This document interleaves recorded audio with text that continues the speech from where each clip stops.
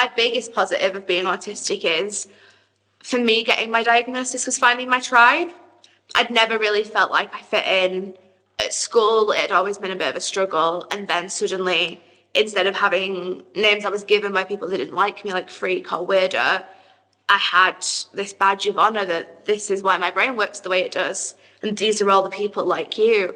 Like, I remember the first time I met you guys, I literally cried. I was so happy because we just got each other straight away. I didn't have to mask. I didn't have to not be excited about rainbows and dragons, which is so exciting, but you turn it down for everyone else, because I finally had a community of people who liked me for me and who understood me.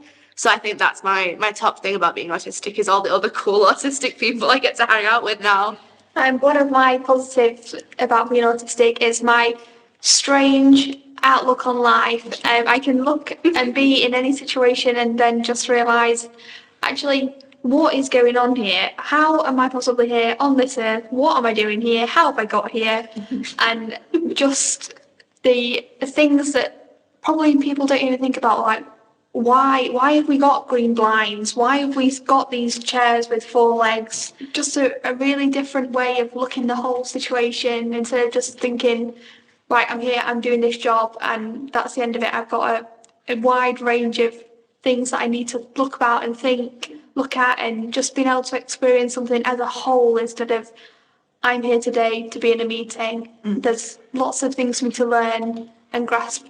I think I got a better understanding of all different people's perspective and what they bring to this world, and how we're all individual with different things in our heads.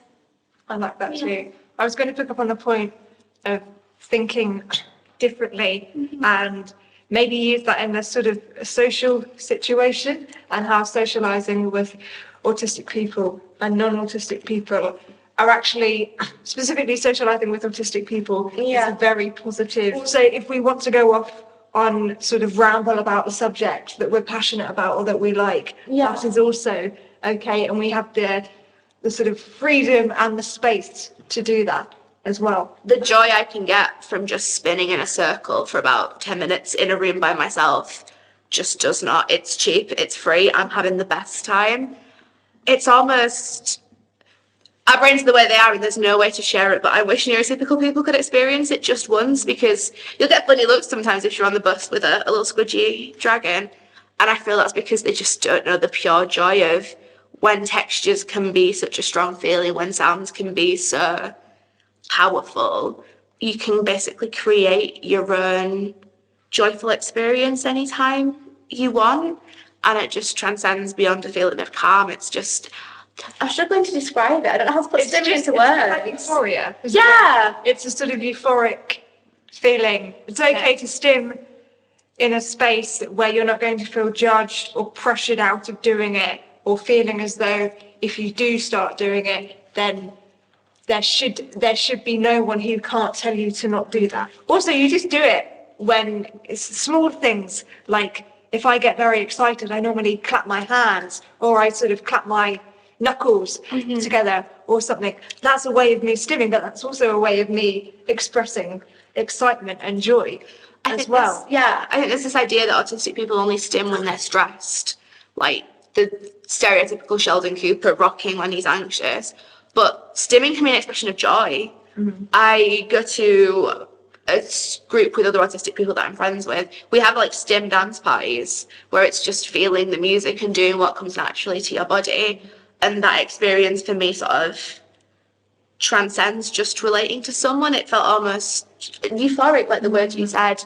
It was magical, and it's something I really love, and I wouldn't have it if my brain wasn't the way it was. What I feel really passionate about is my outlook on the world and different situations can give me a really interesting insight into my job working in the education system with children with special educational needs.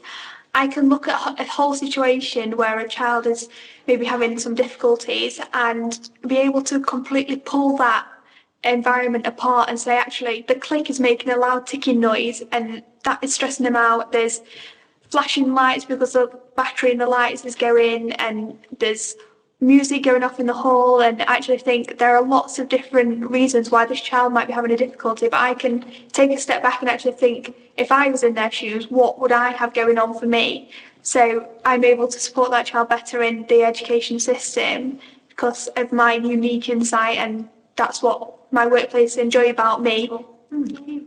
If good can come out of the experiences we had as kids, Yeah. if we can go on to be those role models and those supporters and those cheerleaders, then I can't think of a better calling to do than that. One thing I'm currently doing in terms of like making sure that spaces are safe and secure for autistic people is going into architecture companies and talking to them about how they can design spaces to make them more accessible and inclusive for autistic people. And actually that has been a very interesting and unique experience because I'm not an architect, even though I do have an art background.